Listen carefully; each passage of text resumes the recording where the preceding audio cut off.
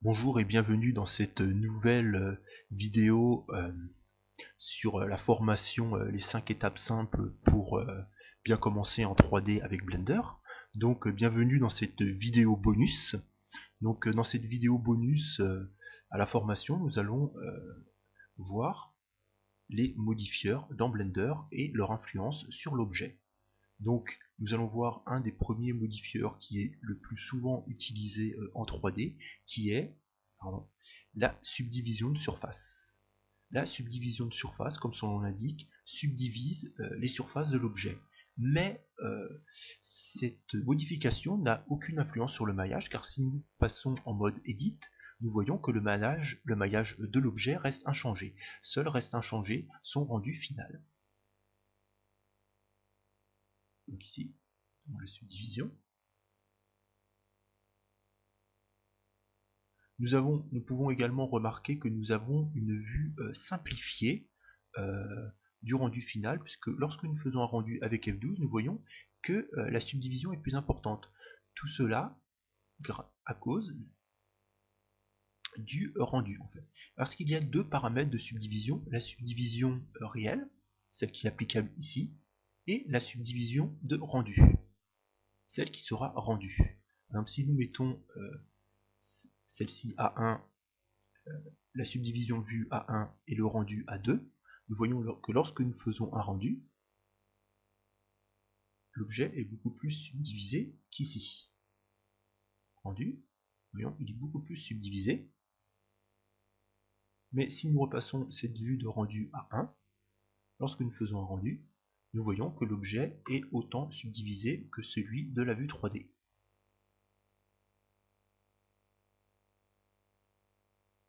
Donc, vous placez A2.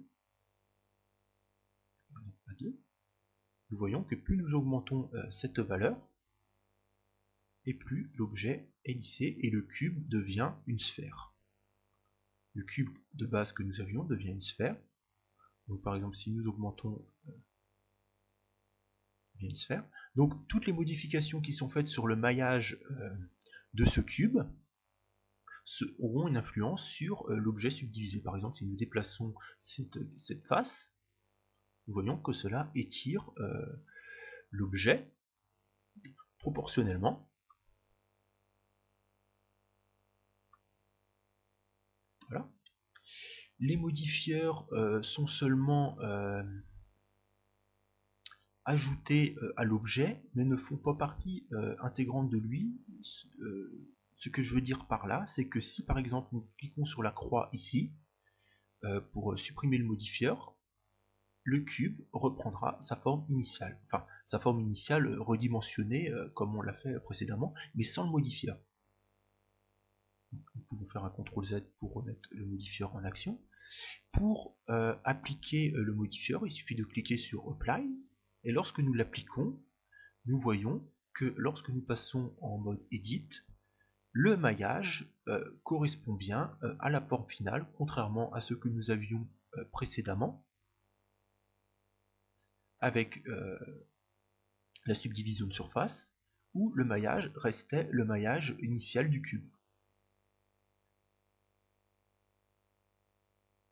Donc nous avons un deuxième modifieur très important et très utilisé dans la création notamment de personnages en 3D, c'est l'option, le modifieur miroir. Donc pour bien voir comment fonctionne ce modifieur miroir, nous allons passer en vue de côté, en vue 5 du orthonormal. Nous allons passer en mode Edit, effectuer un loop cut, donc touche CTRL R dans le sens de la longueur. Nous faisons, nous faisons clic gauche, nous pouvons le déplacer comme ceci. Après nous faisons clic droit afin que la séparation de maillage se fasse au centre de l'objet. Nous voyons également que d'avoir fait une séparation de maillage de l'objet a influé sur l'objet puisqu'il est beaucoup plus, cubique qu'avant. car plus le maillage sera détaillé, par exemple si nous faisons une séparation ici, comme ceci, et que plus nous poussons en fait la séparation vers l'extrémité, et plus en fait cette surface là sera plane.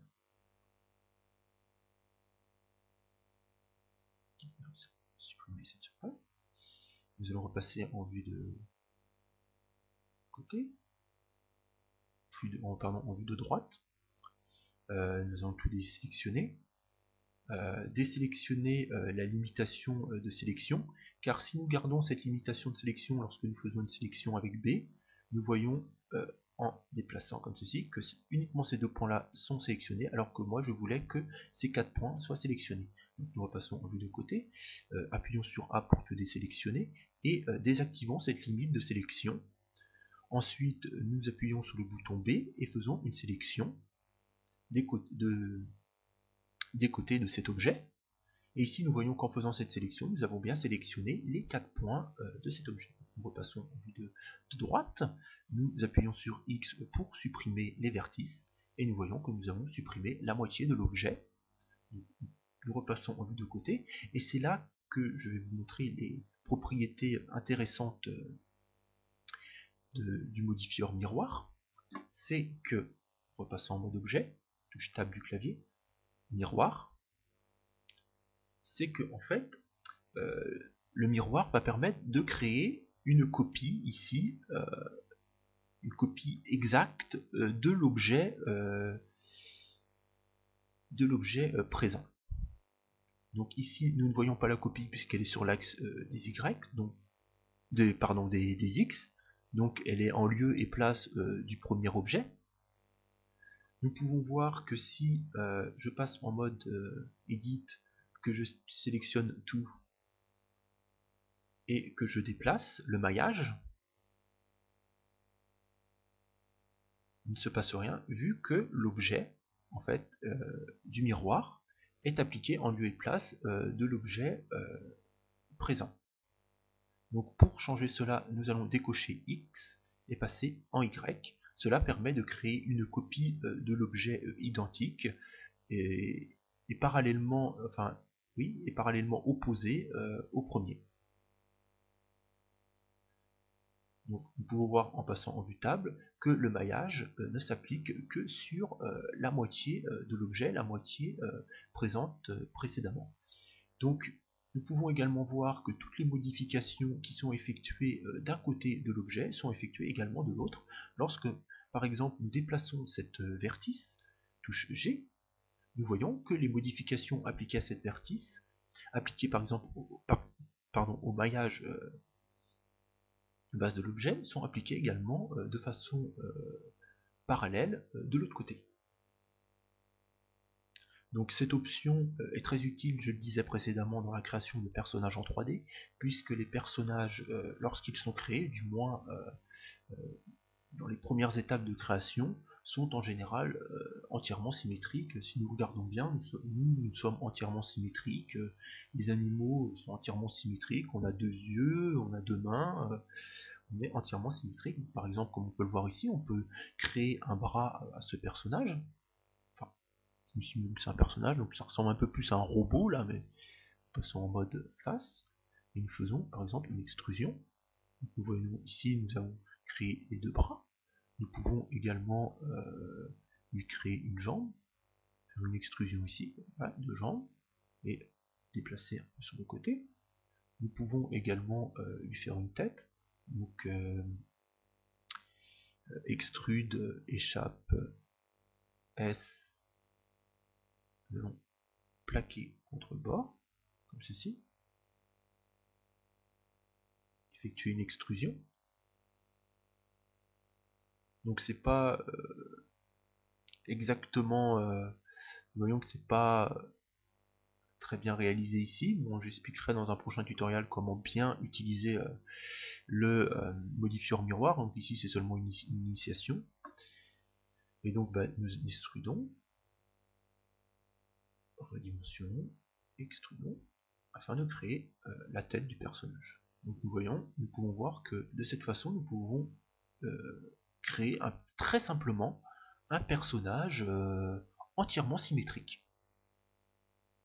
Donc voilà pour ce qui est du modifier mirror. Je repasse en vue de base. Et maintenant, enfin, nous allons voir l'option Array, qui est aussi très utilisée dans la création, par exemple, d'objets répétitifs. Donc des objets qui ont partout un objet qui est répété plusieurs fois, par exemple une chaîne avec des maillons entièrement identiques, le mur d'une maison, par exemple, avec des briques entièrement identiques entre elles, un escalier avec des marches identiques, par exemple un garde-corps ou tout ce qui est en fait qui permet de créer des objets totalement identiques. Par exemple une étagère avec des étages d'étagères exactement similaires. Euh, et ça peut également, et surtout, c'est vrai que j'avais oublié de le dire, honte à moi, est utilisé dans l'architecture. Très intéressant dans l'architecture puisque ça peut être utilisé par exemple pour créer des immeubles avec des étages identiques très facilement. D'ailleurs, j'ai créé dans ma chaîne Blender Coach un tutoriel pour créer des immeubles très simplement avec Blender. Donc justement, je vais vous montrer cette option de création d'immeubles. Donc pour créer un immeuble avec le modifier Array, c'est très simple. Nous allons redimensionner ce cube. Passer un peu de côté. Hop, redimensionner. Sélectionner la limitation. Tout désélectionner avec A, faire B. Hop, nous allons aplatir le cube. Hop, pardon, c'est pas comme ça qu'il faut faire, puisque le centre de l'objet se situe ici, et en fait la duplication va se faire par rapport au centre de l'objet. Donc, pardon, excusez-moi, c'est pas comme ça qu'il faut faire. Nous allons repasser et refaire en fait le redimensionnement en mode objet. Car lorsque nous sommes en mode objet, S, Z pour redimensionner dans l'axe des Z, nous voyons que le centre de l'objet en fait, suit la redimension et le centre de l'objet reste toujours à la même place. Donc voilà, nous avons un premier étage pour notre immeuble. Donc nous allons effectuer une séparation dans notre immeuble. Par exemple, une séparation ici, comme ceci. Une autre séparation, CTRL R, comme ceci. Nous allons effectuer une autre séparation ici, une autre ici, une en travers, une autre un peu plus bas, et passer en mode de sélection de face, et sélectionner ces deux faces, et les extruder, touche E du clavier vers l'intérieur. Nous pouvons faire la même chose de l'autre côté.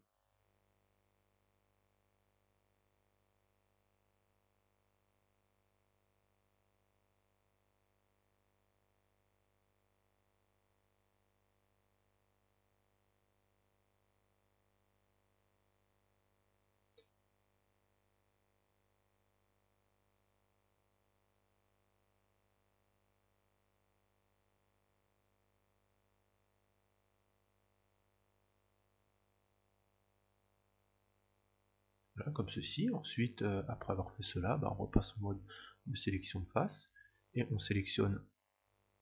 Oups. Donc là, nous pouvons repasser en mode limite de sélection, puisque nous voyons que lorsque nous sélectionnons ici, nous pouvons sélectionner les faces derrière, et cela n'est pas très utile ici. Donc nous repassons en mode de limite de sélection, et ainsi nous pouvons sélectionner que les faces visibles. Donc, sélectionnons ces deux faces là. Les extrusions à l'intérieur, bon, elles n'ont pas tout à fait la même taille, hein, j'ai pas fait quelque chose de proportionnel, désolé. Et nous cliquons ici et ici, effectuons une extrusion, nous allons faire des petits appuis de fenêtre. Nous aurions pu en faire ici, mais bon. Et par exemple, nous refaisons deux extrusions vers l'intérieur ici, deux petits appuis de fenêtre, Et puis, allez, hop, la même chose de ce côté-là aussi. Hop, hop, tac, extrusion, hop, voilà. Nous repassons en mode objet et nous allons justement appliquer le modifieur array. Donc, add modifier, array. Ici, nous voyons que nous avons le modificateur array a permis, comme le modificateur mirror, de créer une duplication de l'objet, mais de créer une duplication ici sur l'axe des X. Et or, nous ne voulons pas une duplication sur l'axe des X, puisque là, nous créerons une duplication à côté. Donc ça peut être utilisé, on peut utiliser une duplication sur l'axe des X si nous créons un lotissement, par exemple, avec plusieurs maisons. Nous pouvons, par exemple, dupliquer voilà, des objets et augmenter la séparation entre les objets, comme ceci, en changeant cette valeur. Donc, par exemple, éloigner deux maisons pour créer, par exemple, deux jardins différents. Donc non, c'est pas ce que nous voulons. Nous voulons que ce soit sur l'axe des Z, bien sûr, que les étages s'empilent sur l'axe des Z. Donc hop, nous faisons Z, 1, Z. Et nous voyons que nous avons créé un deuxième étage.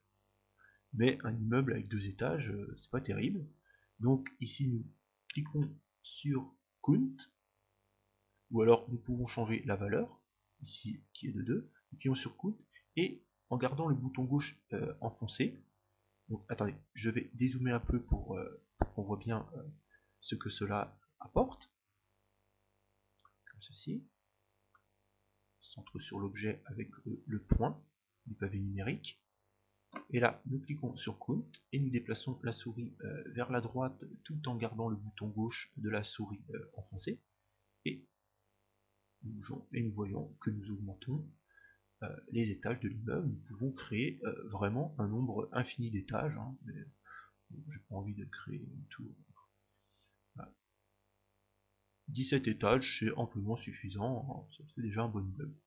Donc, voilà, la création simple d'un immeuble avec la fonction array, une application simple de la fonction array pour une création architecturale. Donc bien sûr, on peut créer quelque chose de beaucoup plus élaboré avec array, mais bon, dans ce tutoriel, nous allons voir une fonction de base. Hein. Bien sûr, dans les tutoriaux que je proposerai sur mon blog, sur ma chaîne YouTube Blender Coach, je proposerai des tutoriaux beaucoup plus poussés pour la création d'immeubles, la création même architecturale en général avec Blender. Donc voilà, c'est tout pour cette vidéo supplément de ma formation les 5 étapes simples pour bien commencer en 3D. Donc j'espère qu'elle vous aura plu. Je projette prochainement de faire une formation sur les matériaux dans Blender. Donc dans un premier temps, cette formation sera sous forme d'e-book. Je ferai un e-book qui s'appellera 5 exemples simples de matériaux avec Blender. Donc je décrirai dans cet e-book, je vais vous donner les deux premiers chapitres de cet e-book. Donc le premier chapitre, ce sera tout ce qui est packaging. Donc packaging, ce sera la création de publicité avec Blender justement, donc la création publicitaire, donc ce sera tout ce qui est packaging, par exemple une canette de coca ou même si cela intéresse certains, la création de couverture d'e-book avec Blender. Nous verrons que c'est très simple de créer une couverture d'e-book avec Blender, donc je l'ai également fait moi, comme nous pouvons le voir ici. Ceci est une création que j'ai faite entièrement avec Blender. Donc le petit singe qui ressort un peu de la couverture, je vous expliquerai comment faire un petit singe qui ressort de la couverture, comment faire du texte, comment faire justement l'effet de lumière que j'ai apposé ici, l'effet de ciel. Bon là j'ai laissé un fond blanc, mais il est possible de faire des effets de ciel très intéressants, et comment j'ai réalisé l'effet de miroir en partie basse. J'expliquerai ça dans mon e-book. Et j'expliquerai aussi, le deuxième chapitre que je vais vous révéler maintenant, c'est comment